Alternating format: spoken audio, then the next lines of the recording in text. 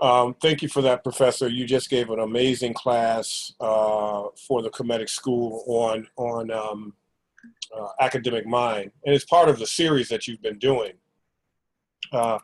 But this class was very moving for me. There were a lot of things that you talked about and said that I would like for you to elaborate on, if you could. You opened up talking about Dr. Martin Luther King. Ironically enough, Dr. King and Malcolm both died at age 39.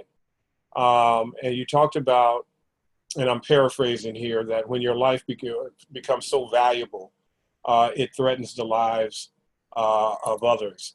I thought that was amazing. Could you elaborate on that? Yes, because it becomes important, I think anyway, that it goes back to Jesus in the desert with Satan.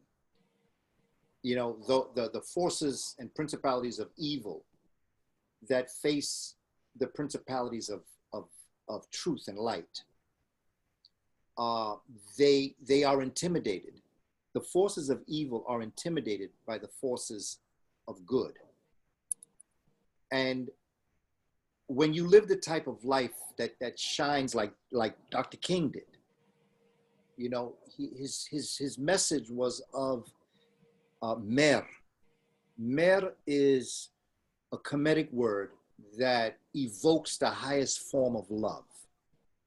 The type of love we have when we tell somebody, I love you so much, words could never describe, where there are no words for that feeling. The same way for most of our emotions, there are feelings that don't describe. I'm so mad I could spit, you know? I'm so happy I could, you know? Mm-hmm. Mm-hmm. And so when you had someone like Dr. King, whose life was so valuable, Malcolm X, whose life was so valuable, other people, in seeing that value, instead of wanting to emulate it and live it like it is, they knew they couldn't. So before they would let it exist, they would rather extinguish it. And that is what's been going on. And I have to say, even for folk of African American descent, unlike many of the other people, it's very hard for people to understand what keeps us going.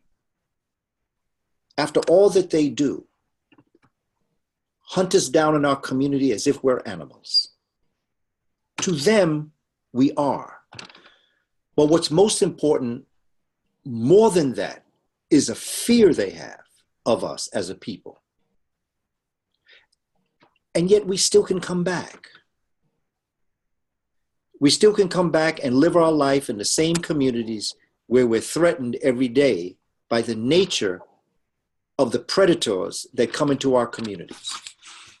The same way businesses, every business in every community should use its resources to make the community from whence it gets its wealth better.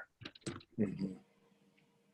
When other cultures come into a community and absorb and take the wealth of the community and then go into another community to make that community wealthy, whether they realize it or not, they're destroying their own community. Mm. For that, you should have stayed in your own community and drew the wealth from your community. When we are systematically not allowed to be able to develop the businesses within our own community, even though the people that are doing this think that they're hurting us, eventually we're going to solve this issue. Eventually, we're going to solve it. We've done it before. We're going to solve it again. But the fact of the matter is that these individuals don't realize that there is a price to be paid for the purposeful underdevelopment of a people. This can only go on but for so long, so that when they killed Dr. King, that life, that valuable life, when they deny a young African-American child the opportunity to learn, they are denying the society from moving forward. But in their limited scope, they don't see it. So instead of taking that child and giving them every opportunity to succeed, they think in their shallow mind, well, if I deny him, my child will get a job. No, your child not going to get a job, because if your child does not have the expertise in that area, they may get the job, but they're not going to do the job because they don't have the potential to do it. See, this society is so caught up in culture and in domination. They're so steeped in insecurity that when they saw a Dr. Martin Luther King, he represented Black excellence. Mm-hmm.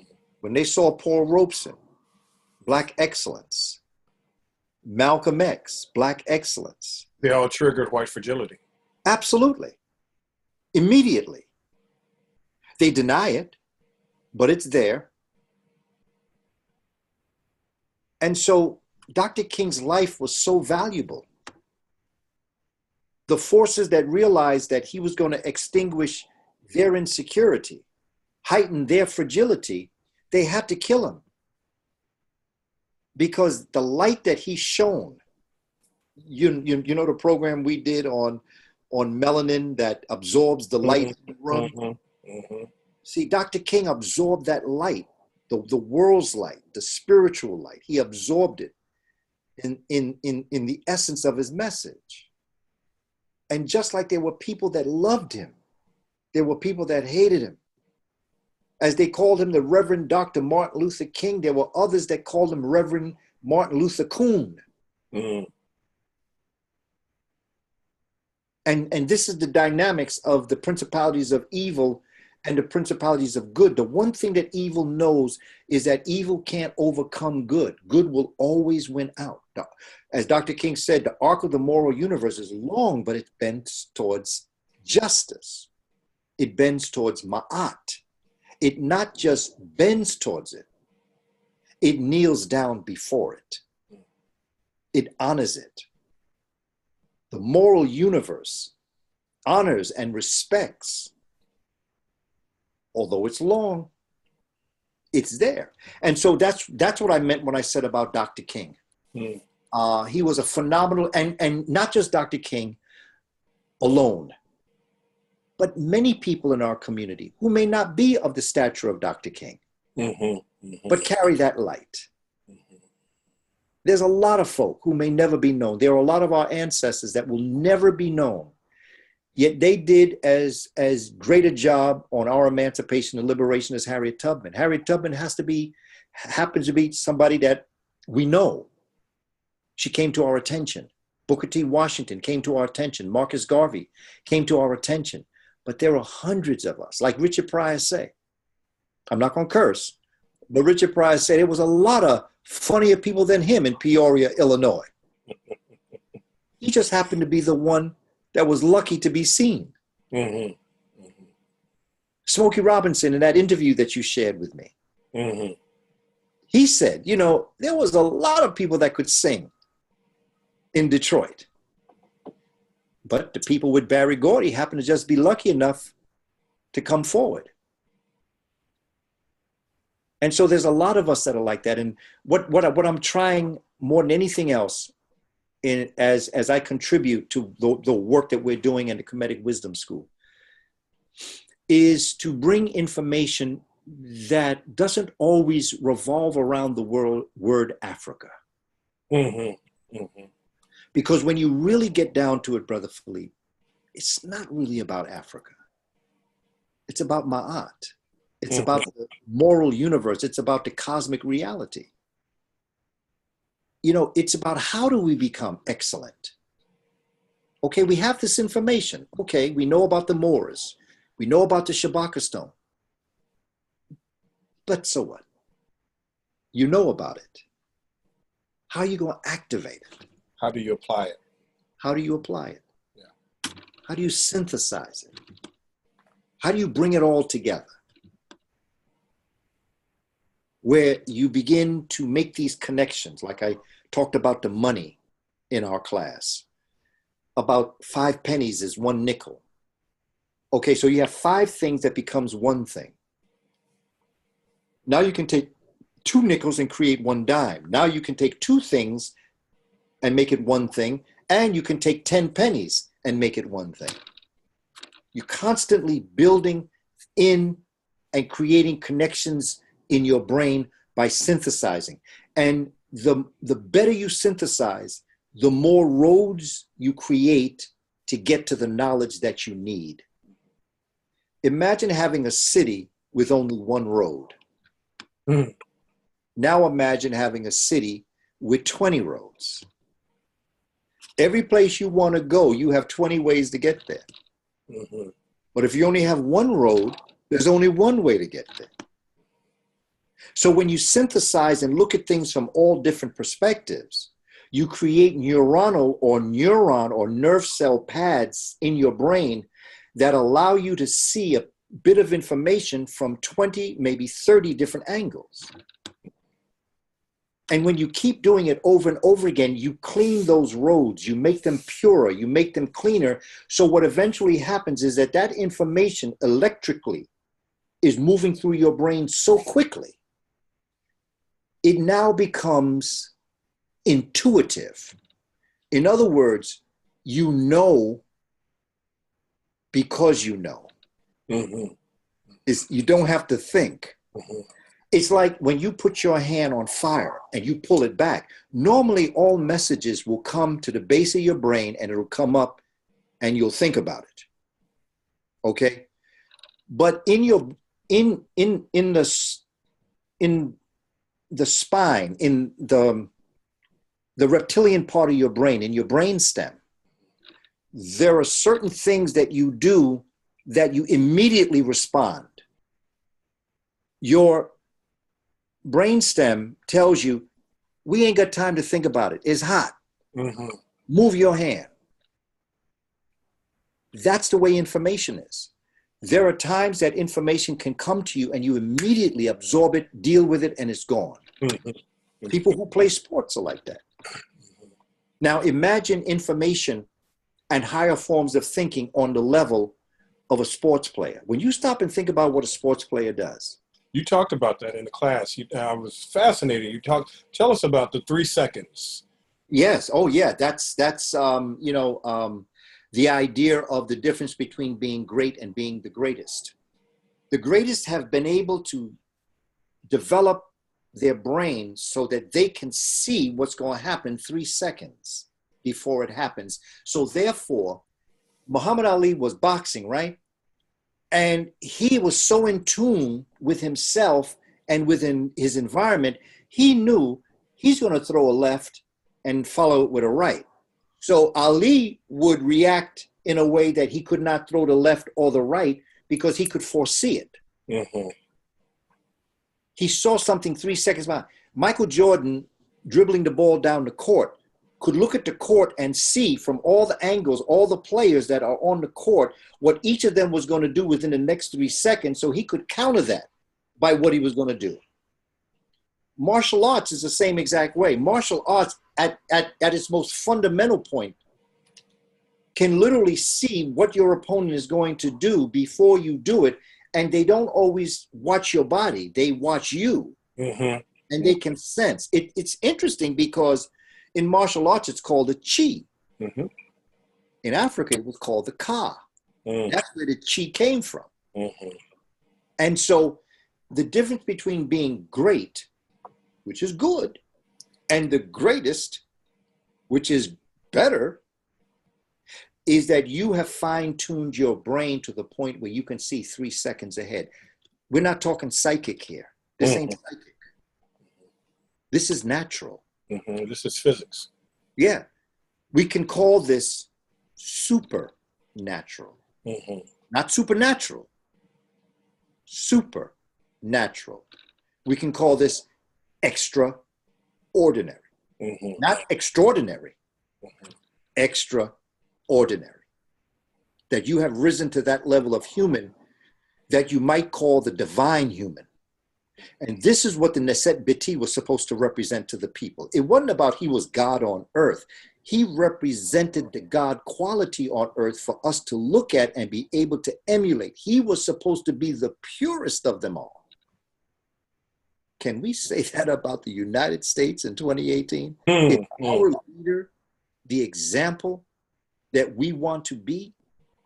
If your leader is not the example of what you want to be, your civilization is doomed to fall. Mm-hmm. The leader is supposed to be the example, the epitome of everything you want your children to be. Represent. It don't make a difference if it's male or female, because I can emulate a female. Because the quality of spirituality that I'm looking at ain't about female or male. Right. You're talking about characteristics and traits. Exactly. Mm-hmm. And there are women that are like that. Mm-hmm. That a man can look at and say, I want to be like her when I grow up. Michelle Obama is a great example. Exactly. We have countless. Mary McLeod Bethune, Barbara Jordan, Shirley Chisholm. You know, I mean, we could go to Kamala Harris. We can go through the line of sisters that exude a spirit that anybody would want to be like. And it's and the same thing for young girls looking at men, mm-hmm. as it relates to the spirit of who you are. Mm-hmm. Because quite frankly, I'm half woman. Mm-hmm. So it would only be natural that I could see myself being able to emulate a feminine or a female, not as a female, but as an example. Mm-hmm. And so our brain works in a way that it's just a phenomenal piece of work. But man, this society is just deadening us. Mm-hmm. It's deadening us to watch television shows that are always putting somebody down. Mm-hmm. You know, you have to ask yourself when you're watching a show where there are women that are literally pulling at each other's hair and knocking each other out and ripping their clothes off, you have to stop and wonder, why are you enjoying that? Mm-hmm. Mm-hmm. What is it in you that is attracted to that? Mm-hmm. I'm not passing no judgment on nobody. Some people say, well, it's escapism. Okay. But where are you escaping to? Mm-hmm. Mm-hmm. You know, what is your purpose? What is it that you want? And then if you speak, then they say you're a hater. No, I'm a lover. I'm just trying to figure out exactly what's going on here. No doubt. You know, and so we're watching shows on television where we have singing shows where there are powerful voices. But at the end, only one person can win.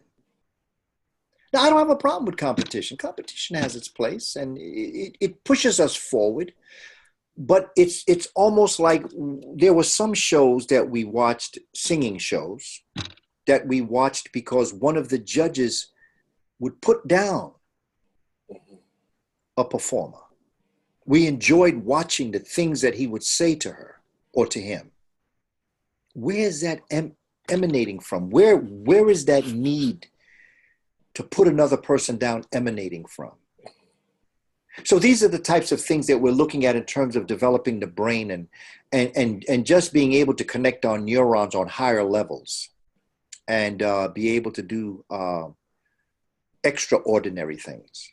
I enjoy these conversations that we have offline. I wanted to make a point to record this one. And, you know,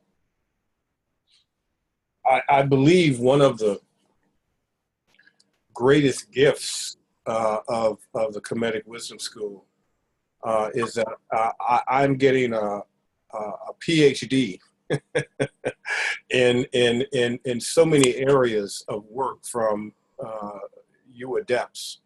That is absolutely amazing. But the series that you've done on the mind and the intelligences is,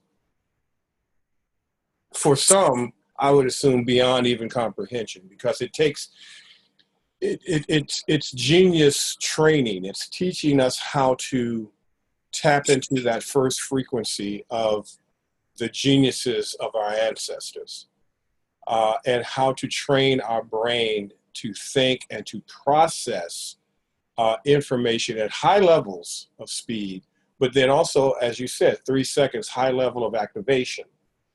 And one of the things that I enjoyed about this particular class on Academic Mind is you talked about the children, you talked about the educational system and how toxic the current educational system is, not only to young boys and girls of African descent, but everyone. Speak to us about that. Absolutely toxic for everybody. And it goes back to Dr. Wade Nobles, when I heard him speak of vomit, the educational system being vomit, the Western civilization being vomit, being born out of the misunderstanding of what the Greeks and Romans thought they understood that the Africans were teaching them. Bring your camera down a little bit. You're cut off there. There you go. Good. Yep. And as they ate this intellectual meal, it was too rich for them. And they didn't have the intellectual enzymes to digest it. So they regurgitated it. And that's what the educational system is today. When you study what our ancestors were doing with the human mind and where they were going as they were developing their higher levels of education and when they were learning and perfecting it, what they wanted to get out of the human being that was learning went beyond anything that we could fathom that we expect of people today. We expect people to take a test. From the African perspective, just to show you the difference, we take tests, and what becomes important when you take a test is your score of what you got right. So if you took a test of 10 questions, you got 8 right, you got an 80. If you get 5 right, you got a 50. From an African perspective, when you took a test, the most important result was what you didn't get right. Because if you take a test of 10 questions and you got 8 right, okay, you know that. What was important was the 2 that you did not know. So the purpose of the test was not to find out what you knew. It was to find out what you did not know in order for you to study what you did not know. So the next time you took the test, you got all 10 right. There was no idea of failing. Failing was when you didn't try. Failing didn't come from a score.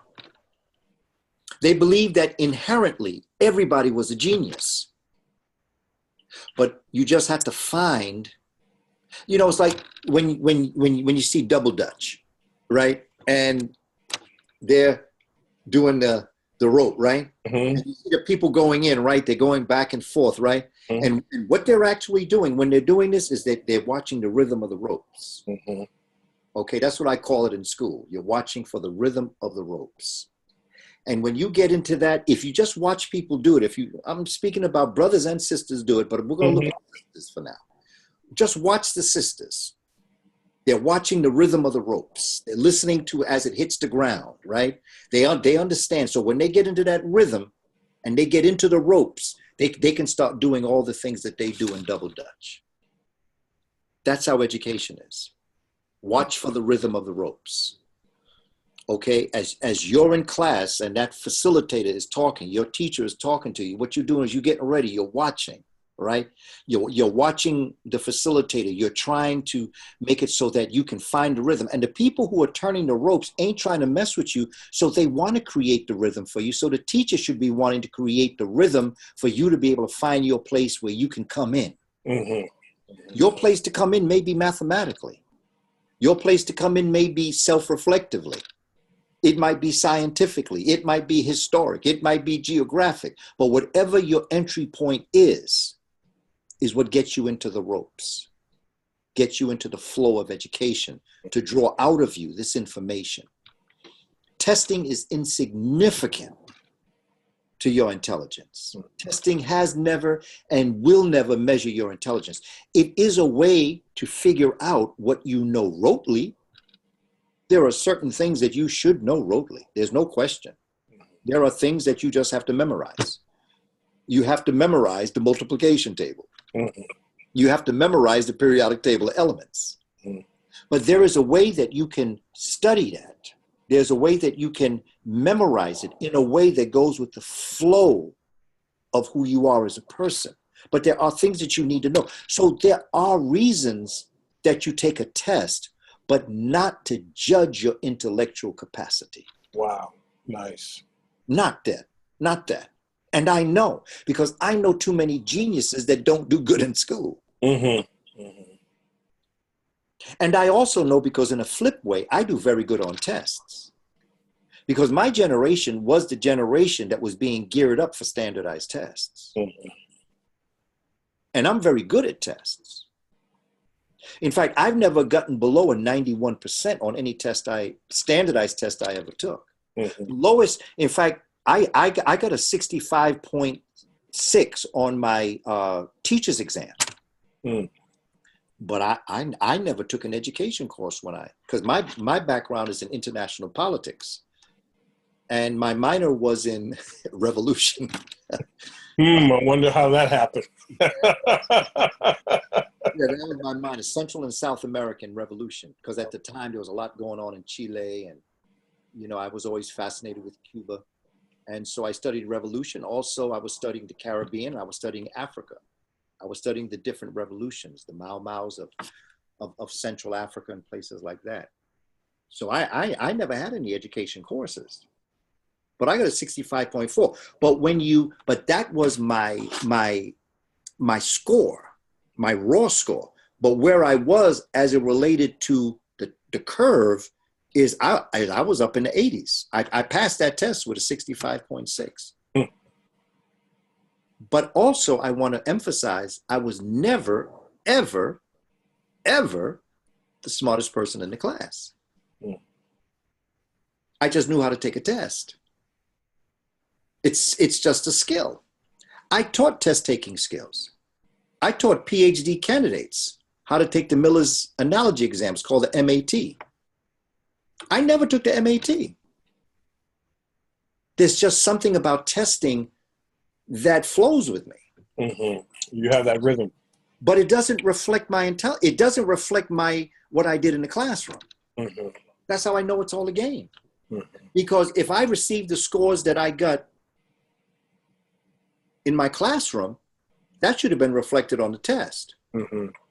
The same way the smartest people in the class should have gotten the highest scores in a standardized test, but they didn't. I got the highest scores on the standardized test, but they got the highest scores in the classroom. Interesting. Fascinating. That's how I know it's all a game. This whole system is a game. It's an edu business. But my problem is that it's toxic. Because what it is teaching, and I want to be careful how I say this, when people are so happy when children do well on scores, I'm not impressed with that. I'm not necessarily happy when you get high scores. It just means that you're able to play the game, which you should be able to do.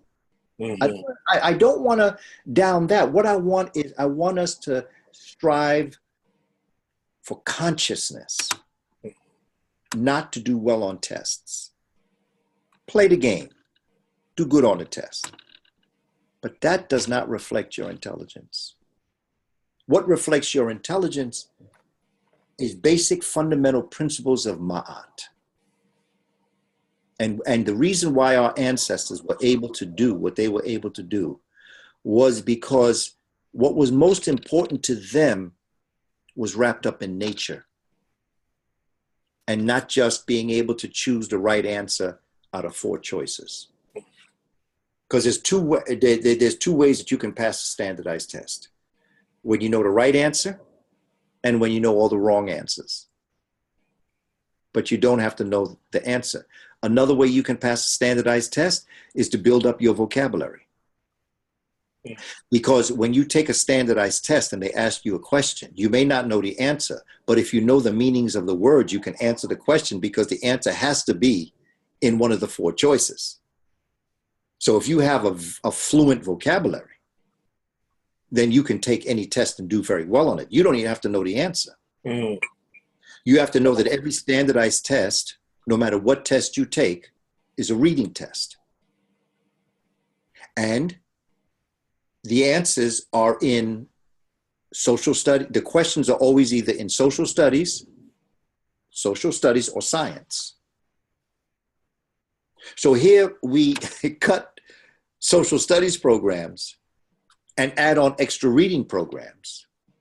But when you cut out the social studies program, you cut out the information that's going to be on the test that the children take as it relates to why they took a language arts. So they may know language arts, but if you don't know the base subject areas, social studies and science, where most of the questions come from, if you look at standardized tests in reading tests, most of the questions come from science or social studies, because social studies and science are the base knowledge they're what we call the content areas, where the questions come from. And if you just study language arts tests, you'll see it. I wrote social studies tests for the state of New York, called an item writer. And so I have a sense of how tests run. And tests don't measure your intelligence. And also for our children of African descent. And see, I have a problem with this idea of black and brown children. I'm getting tripped up with this new term, black and brown, because there are people who are considered brown that are darker than me. Mm-hmm. So to say black and brown children, we're separating ourselves. See, that's why melanin becomes so important, to understand melanin, because when you understand melanin, you understand there's no such thing as black and brown. Mm-hmm. Mm-hmm. And I think we're getting caught up in this separation, but we're trying to include Hispanic people. Mm-hmm. We're trying to include Arab, where we say they're brown. Mm-hmm. But in fact, they're no different from us. But the point I'm making is the fact that this system is toxic for white children, worse than it is for black children. Because when someone tells you a lie, you can find the truth. So when they tell us that we're inferior and they're superior, or everything that we learned is about them, we can learn our history, but they have false hope. So that I think that one of the great problems that Donald Trump has is that he thought he could do what Barack Obama did. He was so full of himself. He said, I know if that black man can be president, I can be president. Mm. Guess what? No, you can't. No, you can't. Yeah. There's not one measure of your existence that allows you to assume the most powerful position in today's world. But he believed, and they believe, that, and that's why they hold us to a higher expectation. Mm-hmm. There was no president that sat that was more prolific than Barack Obama. Mm-hmm. None. He, as far as I'm concerned, in studying social studies and teaching social studies, he is the greatest human being that was ever president of the United States. He raised the bar and set it. Yes, he did. Yeah. He ran away from all the ones that came before him, and he raised it so high that the ones that come behind him, I don't know what they're going to do. Mm-hmm. Mm-hmm. And after this one come out, after Mr. Magoo come out, I don't know who. I would not want to be the next president, because Mr. Magoo done run into everything. I wasn't ready for that. You know Mr. Magoo. Oh, hell yeah. I grew up watching him. Mr. Magoo blind, can't He even was blind and just going through everything, and everybody was trying to help Mr. Magoo get messed up. Mr. Magoo would never get messed up. That's it. Oh, Get Lord. around. Everybody was trying to get out of his way. They'd fall off cliffs, get hit by cars, they'd crash, bump into each other. Whoopee. But then Okay. he was driving around with no problem. Oh, God. All right. I wasn't ready for that one. I think we'll end it on This that. Oh, wow. All right, my brother. I appreciate you, and I appreciate the knowledge and the wisdom that you're imparting on the students of the school, because and you know, it's again, what was that quote that you quote, John Henry Clark? It's about thinking. It's like I am something to the, if I'm paraphrasing, something to the effect that I'm just trying to make you think. And what you do and what you are contributing is not just spirituality before religions. It's not just African-centered thought. It's not just our ancient African history. It's not just Shabaka Stone, Gagut. It's not just post-traumatic slave syndrome and context of that. But it's brain science that you are also teaching us. And it allows us to unlock all of the information that we have stored, however many years we've been on this planet, to actually activate it and create a higher level of thinking. And that is, in my opinion, one of the greatest gifts that you bring to the school and to the scribes. And I'm certain that, you know, as they start going through these classes and start downloading these classes in sequence, it's just going to be, I mean, I am not the same anymore. You know, it's funny, I literally feel differently in terms of how I take on information, and I am able to manage data and task at such a high level of efficiency that I did not have prior to learning about my intelligences. Dr. Ayibo talked about owning your own genius, you know, and acknowledging that. And I think we had this conversation, you and I, prior to the class, of not being coy about the fact that we are geniuses, even though everything around us tries to make us feel that we are not. And then sometimes we internalize that and think, oh, I'm not that great, or I'm not that. But we are. And when we take on and own that, it changes the body chemistry. It changes the neural net. It creates, it destroys that old epigenetic tag. And it creates a new epigenetic tag, a new set point that then becomes infectious around us and the environment in which we share. So I just want to personally thank you for that.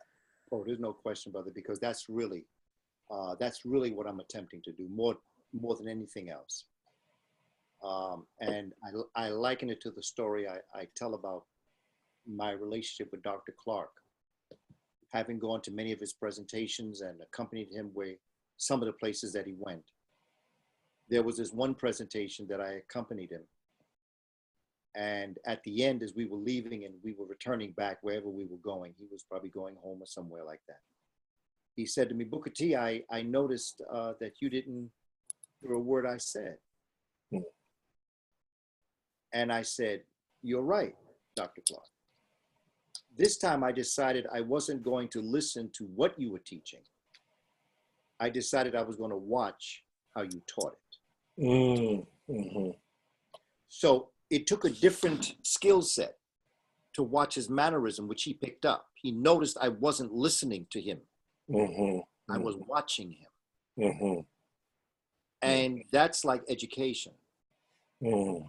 It's one thing to learn something. It's another thing to activate it. Mm-hmm. Because you see, you're really not learning anything.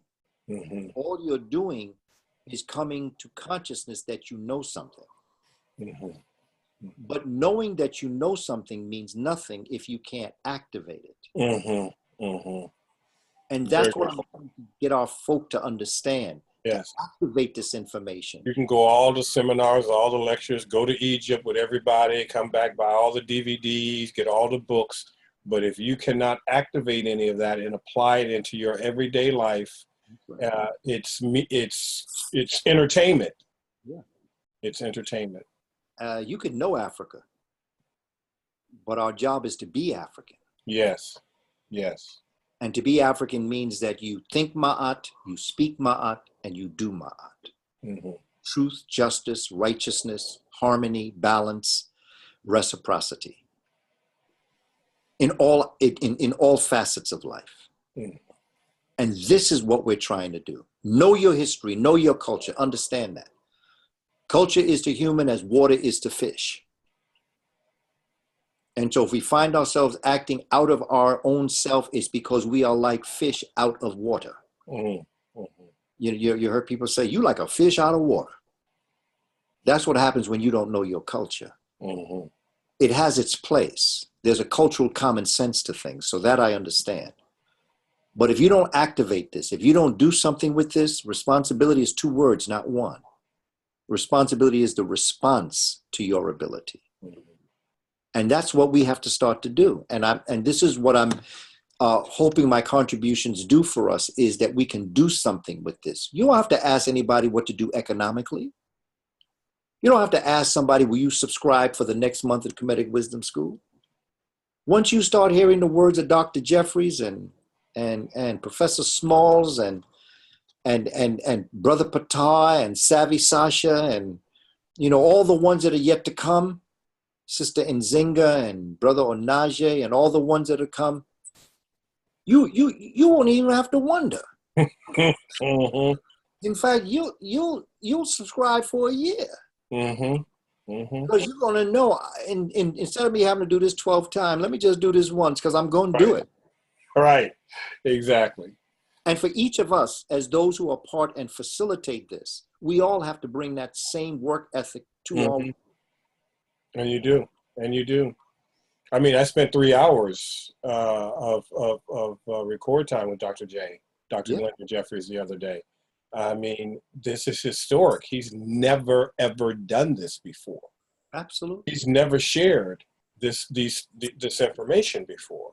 Absolutely. And he's a walking encyclopedia. He is the Grand Master. Oh my God. Oh yeah.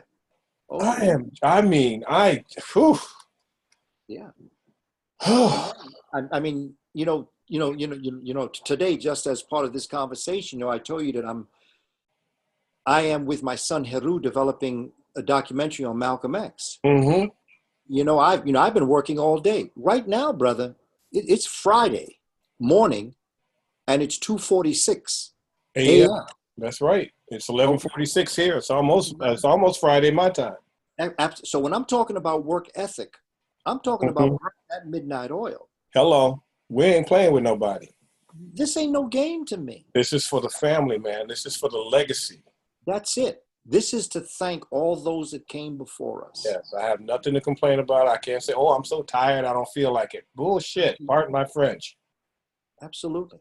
This is to thank Dr. Martin Luther King and Malcolm. Yes. Lou Hamer.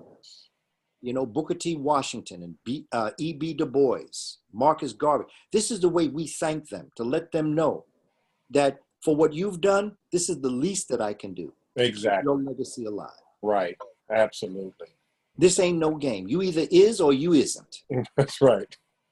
And we all have to get to a point where we decide once and for all, I've had enough. Mm-hmm. And I'm going to do something. Mm-hmm. And if 3 out of 100 of us said that, we be free. Mm-hmm. We have a whole new concept of Juneteenth Day. Yes, we would. Yes, we would. That's no question about it, my brother. I appreciate you, Professor. No doubt, brother. I appreciate you also. All right. Hotep. Hotep, stay strong, brother.